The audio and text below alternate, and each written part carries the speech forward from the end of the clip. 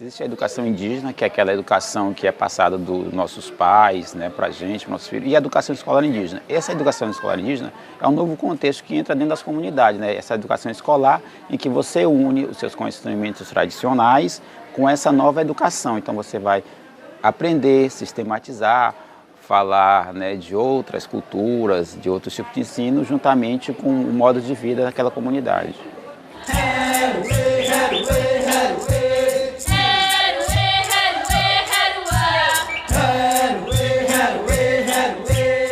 Ser intercultural, diferenciada e multilingüe é um princípio básico, né, para toda a educação escolar indígena. E quando a gente fala intercultural, nós estamos aí buscando romper algumas fronteiras no sentido de atender às demandas de outros povos, de outras matrizes culturais, que não essas matrizes fundamentalmente ligadas ao pensamento europeu. Então, não se trata a interculturalidade, não se trata apenas de colocar um discurso do lado do outro. Trata também de abordar formas, eu diria, epistemes, modos de conhecimento que são distintos. Eles precisam ter uma formação adequada às suas realidades, uma formação diferenciada, né? Ela precisa ter aquele trato contextualizado na cultura, referenciado nas práticas e nos saberes desses grupos. E ela é bilíngue, na verdade hoje a gente não fala só bilíngue, é multilíngue.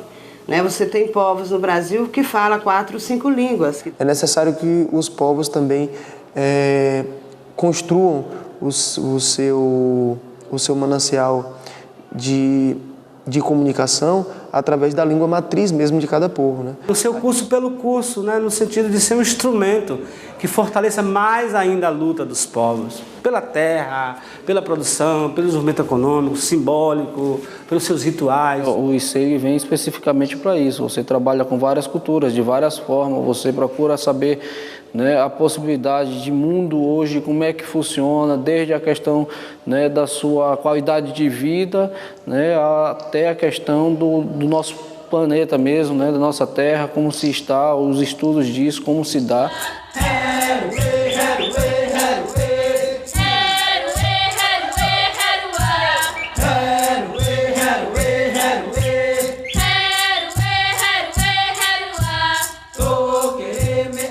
Em meados da década de 70, os professores indígenas, os indígenas assumem suas salas de aulas. E aí é quando a escola vem ganhar significado para as comunidades. É uma escola comunitária, uma escola participativa, uma escola que vem atender aos anseios da comunidade, né, com suas perspectivas de sustentabilidade territorial. Então a escola só tem ganhado força a partir do momento que os professores dessas escolas são indígenas. E a gente se depara com esse grande problema que é professores graduados para dar continuidade ao ensino fundamental, anos finais e ensino médio. No caso de uma licenciatura específica voltada para a formação de professores indígenas, é a primeira no estado da Bahia, né? Mas é fruto, obviamente, tanto da força política, né, dos professores indígenas, particularmente, dos líderes indígenas organizados nos seus movimentos específicos, quanto também, eu acho, de uma histórica abertura da UNEB para os movimentos sociais. Desde que se instituiu no Brasil o direito à educação indígena diferenciada, específica, né, que veio com a Constituição de 88, toda uma legislação posterior, então os professores indígenas assumiram as suas próprias escolas, né, e isso, claro, demandava um processo de formação para esses professores. A licenciatura intercultural em educação escolar indígena, ela preza pela formação de profissionais da educação, das escolas das aldeias, das mais diferentes áreas, né? História, geografia, química, física. A escola indígena hoje é uma realidade, é um espaço em franca expansão e é necessário formarmos profissionais que estejam ligados, além da perspectiva política da militância indigenista, mas ligados às próprias etnias e aos povos em si. A licenciatura intercultural em educação escolar indígena que nós promovemos, ela é parte de um programa que é financiado pela Unesco, por sua vez do Programa Nacional de Licenciatura, do Programa ProLIND, dentro do contexto da coordenação da Secretaria da Diversidade, da SECAD e do MEC, e, portanto, articula, né, esse é um programa nacional que já nasce articulando-se em rede com universidades públicas. Esse projeto da licenciatura intercultural, ela nasce de uma necessidade da própria comunidade. Então, assim, as próprias lideranças, os anciãos, outras pessoas dentro do movimento indígena, eles vêm pleiteando esse tipo de licenciatura. Visando essa questão da melhoria da forma de educação e formação de professores e também se trabalhar com essa educação diferenciada. Então, um dos nossos desafios aqui é aprender essa questão científica, né, de sistematização e outros conhecimentos, levar para a nossa comunidade para unir com esses conhecimentos tradicionais e transformar isso em projetos societários que venham a dar sustentabilidade, afirmação cultural. Os índios têm uma responsabilidade muito grande, um senso maior de cidadania, de participação e de construção da participação. Não é participar porque o outro chamou, é ajudar a fazer o chamado da participação. É uma cidadania totalmente diferente. É uma cidadania conquistada, não é permitida. Antes, os colonizadores usaram a educação para nos tirar a nossa cultura. E hoje, a educação para nós é para nos fortalecermos, né? Nós usamos na parte para o nosso crescimento, para o nosso desenvolvimento cultural, social.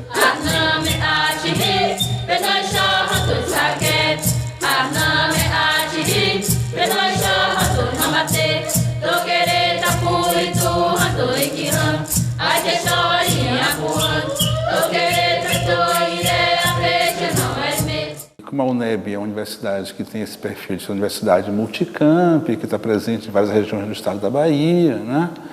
Então, a UNEB resolveu assumir uma resposta a essa demanda. Ela é uma universidade inclusiva.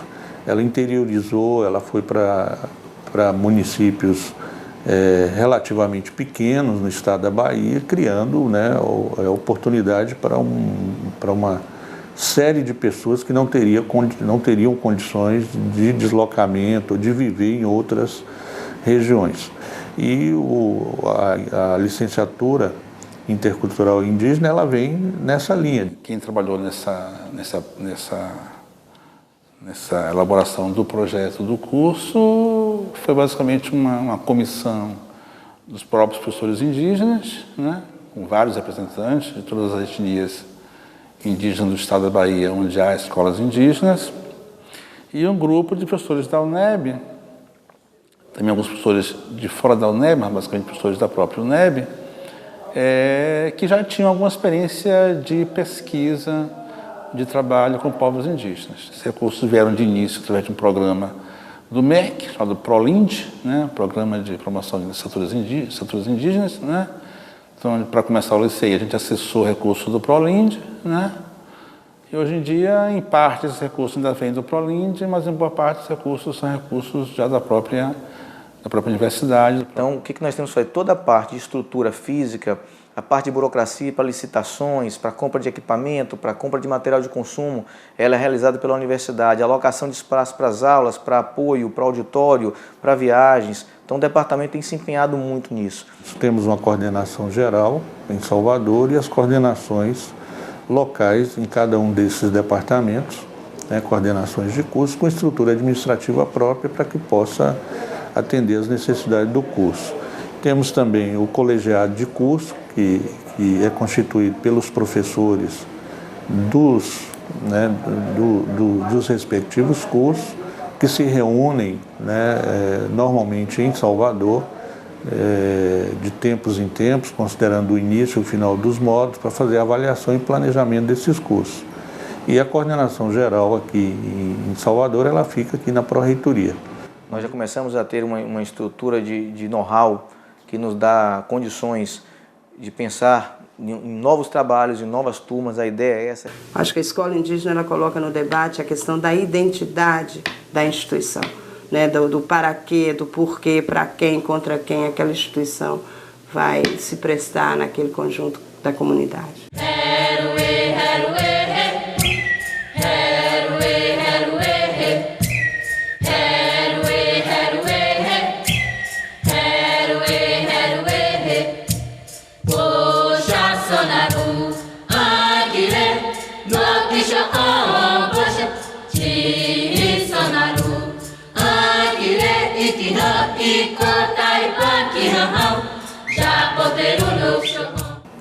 Na elaboração desse projeto, foi definido os polos de Teixeira de Freitas e Paulo Afonso.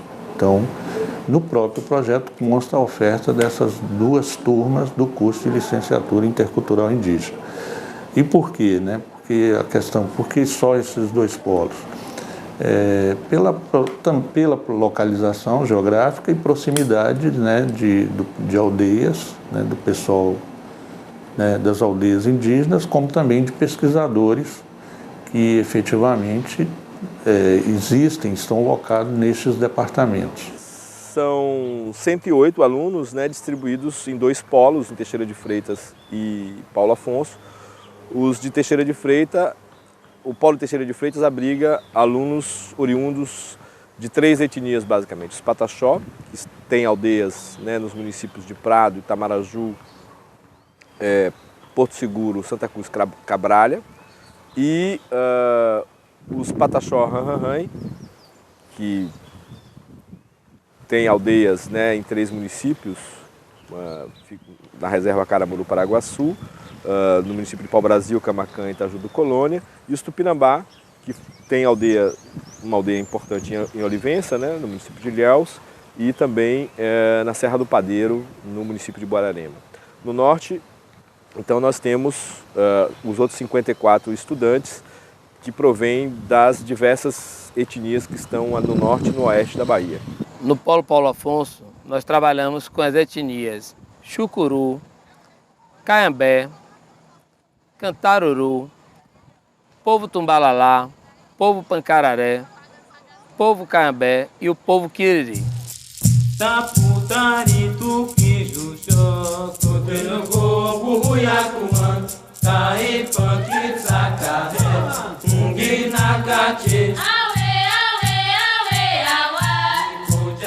O currículo ele já tinha, para ser elaborado, ele tinha todo um marco legal já construído, conquistado a nível de Conselho Nacional de Educação, que balizou a elaboração. Então, no caso, para a elaboração desse projeto, a LDB, né, que já previa, inclusive, a partir da Constituição também orientada, que as comunidades fossem consultadas e que sejam consultadas sempre que tiver um projeto que venha intervir nas suas comunidades. Já tínhamos também resolução número 3, resolução número 14, tanto a que cria a educação escolar indígena, né, enquanto uma categoria específica de escola, quanto aquela que também institui a figura do professor indígena e a necessidade específica dessa formação. O curso foi um pouco pensado para ser construído em progresso, né? A gente tinha como referência experiências de cursos semelhantes que já funcionavam em outros estados do Brasil, né? Isso nos deu um esqueleto de como seria o curso, né? Mas os conteúdos programáticos foram sendo recheados, os concursos já em andamento, né? Eu diria que só na altura do 2º módulo é que a gente tinha finalmente um planejamento curricular melhor constituído. Então nós trabalhamos com os eixos dos conhecimentos que deverão ser desenvolvidos na formação. Então, nós temos eixo pedagógico, né, o eixo da sociobiodiversidade, eixo de múltiplas linguagens, que trabalha com campos de linguagem, e esses eixos, eles são geradores de áreas, e das áreas vai para os componentes. Então, o que significa dizer isso? É que, ao trabalhar com eixos, nosso currículo passa a ter uma maior flexibilidade. Nosso primeiro módulo, nosso primeiro encontro, ele foi basicamente dedicado a discutir com os próprios alunos, né? Depois do vestibular, o que é que eles gostariam de estudar, né? Então, o curso começou com um diálogo entre nós e os alunos para mapear áreas de interesse, né? E a partir desse mapa de áreas de interesse que nós definimos os conteúdos. Então, o currículo por eixo permite que a organização do eixo de Paulo Afonso tenha uma configuração que se distinga de Teixeira de Freitas, né? Ele tem o eixo é a parte comum, mas as temáticas, as problemáticas, né, os campos de estudo, eles passam a ter traçados diferentes na medida em que são povos e realidades diferentes. Então eu diria que hoje, que a gente já está realizando o terceiro módulo, de um total de 8 módulos do curso, né? Hoje no terceiro módulo a gente já tem uma ideia mais exata de como é que é o currículo do curso até o final dele, né? Mas isso a gente tem agora, a gente começou mais com algumas diretrizes, algumas perspectivas temáticas, mas discutindo com os próprios alunos como é que seria o desenvolvimento disso, né? Porque há de se considerar que esse estudante acadêmico do liceu, ele já chega no liceu, ele não chega zerado, ele não chega aqui da estaca zero, ele chega um professor que já tem ali muitas vezes 4, 5, 10 anos de exercício na profissão, que já tem um saber acumulado, e eu diria um saber da cultura, que para nós, inalcançável muitas vezes para nós. Então ele tem nesse conceito de interculturalidade, a parte daquilo que é a tradição da cultura oral, são eles que sabem, não somos nós. Então há um aspecto interessante do currículo da licenciatura, é que ele em si já impõe a nós a ter uma prática de diálogo com nossos educandos. As aulas são bastante prazerosas, são aulas que enquadram no nosso perfil, porque de qualquer maneira o que vem sendo trabalhado são conteúdos formados por nós mesmos, nós que elaboramos esses conteúdos juntamente com os coordenadores. Os professores trabalham de uma maneira que a gente vê neles o interesse que eles têm na educação escolar indígena, né?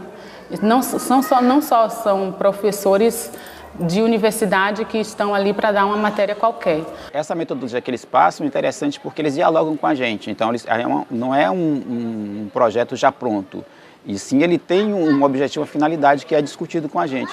Então, eles apresentam o que vocês acham disso aqui, como trabalhar, como unir isso com os projetos societários da sua comunidade. Uma metodologia que nós construímos para que pudesse atender as nossas necessidades, principalmente as nossas diferenças, né? Que somos 14 povos da Bahia, né? São povos que temos grandes lutas iguais, mas temos origens diferentes. Como manter o diferente num mundo tão homogêneo? Um mundo que quer igualar todo mundo, nivelar por baixo, né? Um mundo que não quer respeitar as diferenças, aquelas que tornam a gente mais sujeito. Então, acho que isso o liceu vai tendo esse debate, né, dentro da própria academia, nas próprias comunidades indígenas também, né, como não só estudar, mas fazer do estudo uma mudança.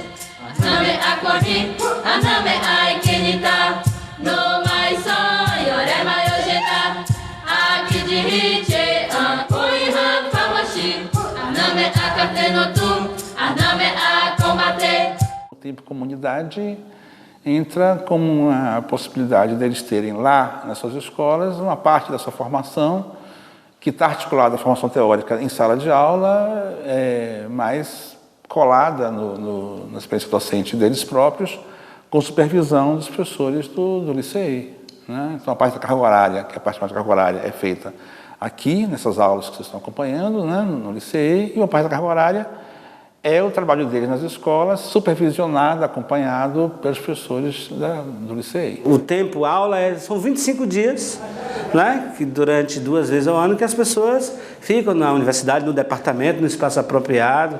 A transição de criar lá reproduzir um pouco alguns rituais, sempre há rituais sagrados dos povos, eles ficam 25 dias nessa reflexão, na leitura, né? da vida e na leitura dos livros da vida, na reflexão e ação, e estudando, para também se apropriar dessas ferramentas que talvez o mundo não indígena produziu, e que há esse diálogo respeitando os seus saberes, seus rituais. Os estudantes indígenas têm uma singularidade. Eles, além de ser estudantes, eles são professores, devem ter filhos ou não têm filhos, mas eles também são liderança dos seus povos. Eles participam de outras lutas, né? Então tem que estar acompanhando, participam de outros fóruns, de outras discussões. Tem uma vida bastante movimentada.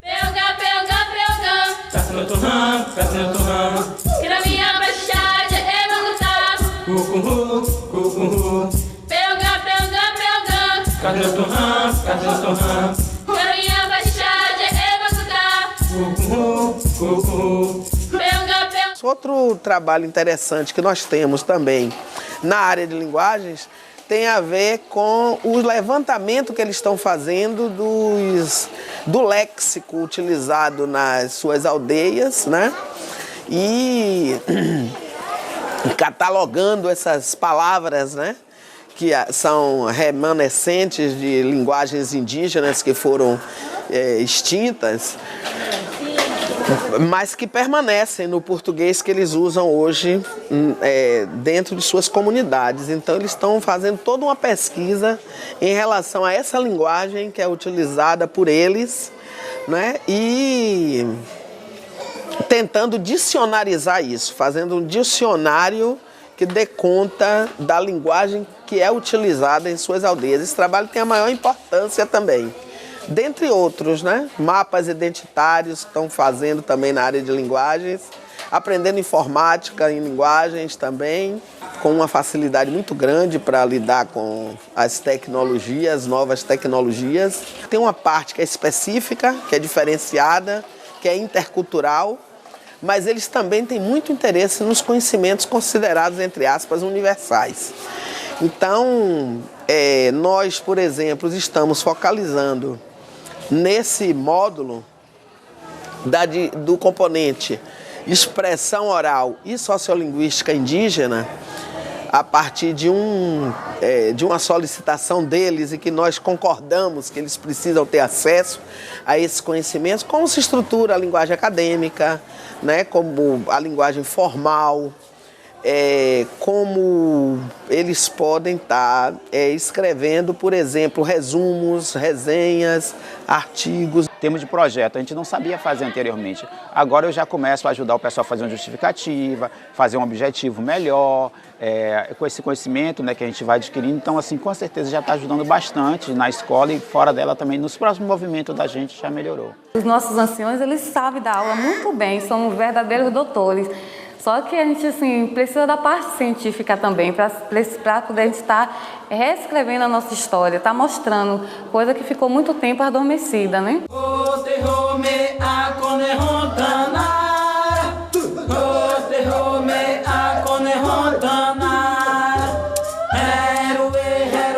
O modo mais comum de se avaliar no Licei é que todas as ferramentas utilizadas, todas as estratégias, elas perpassam por um processo de autoavaliação.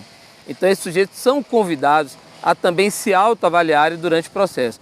Quer seja no momento em que produzem aulas experimentais, que nós não gostamos das modalidades muito de seminários, mas as aulas experimentais, quer seja no momento que eles produzem oficinas, quer seja no momento em que eles envolvem a escola e a comunidade num processo de luta política, de afirmação, todas essas situações são consideradas como instrumento de avaliação. Certamente a leitura dos textos, a produção dos resumos, a construção de possíveis resenhas, a proposição da realização de artigos também compõem um repertório pelos quais os sujeitos são avaliados. Mas obviamente o que muda essencialmente não são os instrumentos, mas a concepção pela qual a avaliação é conduzida dentro da Licei.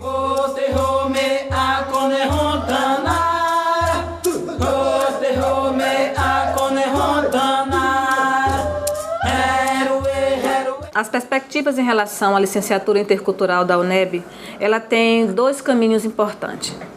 O primeiro é contribuir para o crescimento da educação escolar indígena no Estado, de forma a garantir as suas especificidades e a sustentabilidade territorial dos povos indígenas. A cada dia a gente está aprendendo a trabalhar com a licenciatura, Nós não somos experts na licenciatura intercultural. Mas o Brasil inteiro está aprendendo a lidar com esse projeto, com essa inovação na política da educação brasileira. E o segundo ponto é que esse curso ele tem toda uma característica específica de valorização da cultura, valorização da identidade e do fortalecimento e crescimento de um povo enquanto povo diferenciado. A primeira ideia é consolidar o que existe. O liceu atual, consolidar. Em quê? Naquilo que é a alma, que move a pesquisa, o compromisso social do curso com os povos, a extensão. Também é um desafio de superar os preconceitos, né, que são muito frequentes com relação aos índios na nossa sociedade e na nossa universidade também, né? Hoje em dia nem tanto mais, né? Mas inicialmente você tinha muito preconceito, né? Que a gente vai fazer na universidade, né? Eles vão ter capacidade, eles vão mesmo poder frequentar a universidade, vão ter capacidade de fazer os cursos, vão ter boas notas, né? Nós precisamos ter, além daquela estrutura que já foi citada, recursos financeiros suficientes. É uma questão que a gente chama a atenção, porque também precisa rever o modelo de financiamento, né, desses programas, como também o grande desafio é a gente, a partir dessa experiência, consolidar uma licenciatura com uma oferta regular na universidade. Depois que foi o novo vestibular, vem a demanda do mestrado, da especialização. Só para você ter ideia, nós já tivemos lá na nossa região a primeira indígena mestre em ecologia humana. Ela fez o mestrado também, né? Era do povo Tumbalalá. O ICI consegue atender hoje cerca de 100 professores indígenas, né? São os nossos alunos. Há um outro curso semelhante feito pelo Instituto Federal de Educação da Bahia, em Porto Seguro, que atende outros 80 alunos, né? Mas na Bahia toda a gente já tem hoje 600 professores indígenas, né? E 600 professores indígenas, inclusive, que não atendem toda a demanda, ainda tem aluno indígena sem escola. Então a gente tem aí, pelo menos já hoje, em atividade, né, gente suficiente para abrir mais umas 4 turmas do liceu, né? Então a gente precisa abrir novas turmas.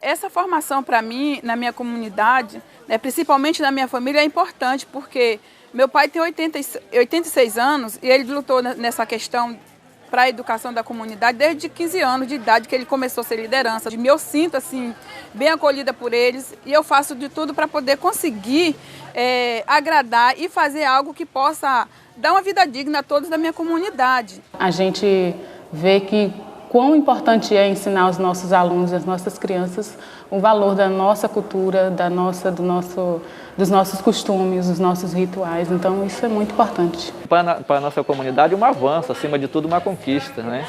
Uma conquista de um povo que sofreu por muito tempo em busca de educação, de saúde, território e tudo. Então, essa educação para o nosso povo vem trazer uma transformação grande, né? Não uma transformação só de intelectual, mas uma transformação de lutas, agora, porém, lutas de uma forma diferente. Nós buscamos agora aquela luta que antes era uma luta de enfrentamento, talvez. Hoje a gente busca de outra forma.